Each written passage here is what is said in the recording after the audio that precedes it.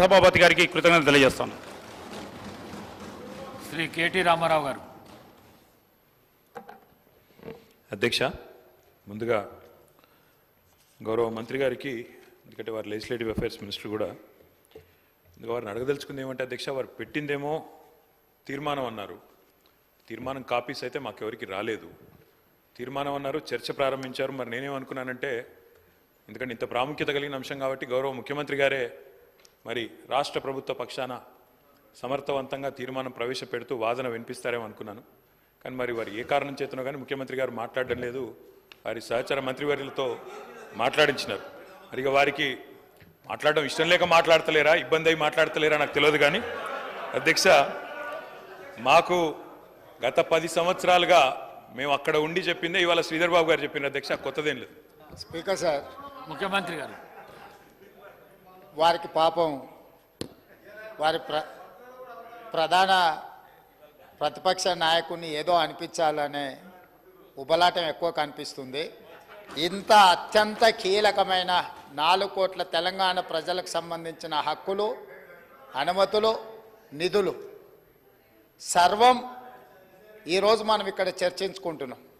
ఇంత కీలకమైన సందర్భంలో ప్రధాన ప్రతిపక్ష నాయకుడు గారు ఇక్కడికి వచ్చి 15 సంవత్సరాల తెలంగాణ ఉద్యమం, 10 సంవత్సరాల తెలంగాణ రాష్ట్ర ముఖ్యమంత్రిగా 25 సంవత్సరాలు పనిచేసిన అని గొప్పగా చెప్పుకుంటూ ఉంటారు. ఎప్పుడు వీళ్ళేమో భజన చేస్తూ ఉంటారు.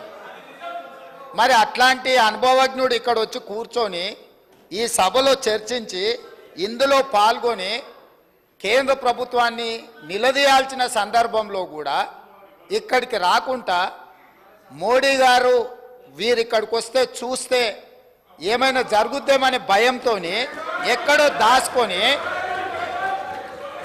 దాచుకొని ఇక్కడ వీళ్ళని పంపించి వీళ్ళ అధ్యక్ష మాట్లాడేది.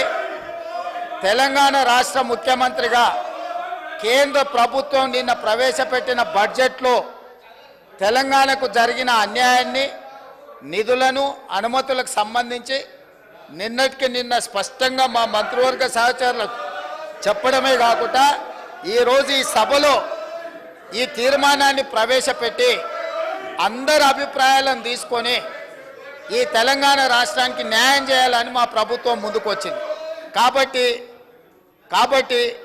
ఆ సభ్యులు ప్రస్తావించాల్సిన అంశాల మీద దృష్టి పెడితే అది తెలంగాణ రాష్ట్రానికి ఉపయోగపడుతుంది.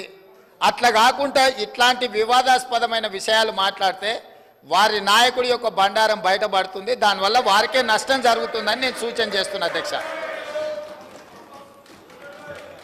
అధ్యక్ష, కేటీ రామారావు ఈ రకంగానైనా ముఖ్యమంత్రి గారు గొంతు విప్పినందుకు సంతోషం అధ్యక్ష.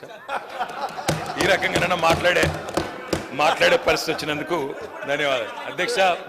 ఒక్క మాట అధ్యక్ష, కేసీఆర్ గారి గురించి, మా పార్టీ గురించి వారు మాట్లాడిన మాటకి నేను ఒకటే వారికి చెప్పేది అధ్యక్ష, ఇక్కడ ఉండే ఈ నాయకుడి స్థాయికి మేము చాలా అధ్యక్ష. కేసీఆర్ గారు అవసరం లేదు అధ్యక్ష. ఆయన వచ్చినా రాకున్నా తప్పకుండా సమాధానం చెప్పే సత్తా మాకుంది. మీ సత్తా తెలుసు, మీరు ఇక్కడ ఉండి అక్కడ పోయిన వాళ్ళే, మీ సత్తా తెలుసు. కేసీఆర్ గారు అవసరం లేదు మీకు, మేము సరిపోతాం. మాకు సమాధానం చెప్పండి చాలు మీరు. అధ్యక్ష, వారు అన్నారు అధ్యక్ష తీర్మానం అని. అసలు తీర్మానం ఎక్కడ ఉంది అధ్యక్ష? మాకైతే కాపీ రాలే. ముఖ్యమంత్రి గారు అంటున్నారు తీర్మానం ప్రవేశపెట్టిన. తీర్మానం ఏది అధ్యక్ష? అసలు మీరు ప్రవేశపెట్టిన తీర్మానం ఏది శ్రీధర్ బాబు గారు? మీరు legislative affairs minister, where is the resolution? Resolution లేకుండా చర్చ ఏంది అధ్యక్ష? అసలు ఈ షార్ట్ డిస్కషనా, రెజల్యూషనా, ఏం పెడుతున్నారో కూడా తెలియకుండా హౌస్ నడుపుతున్నారు.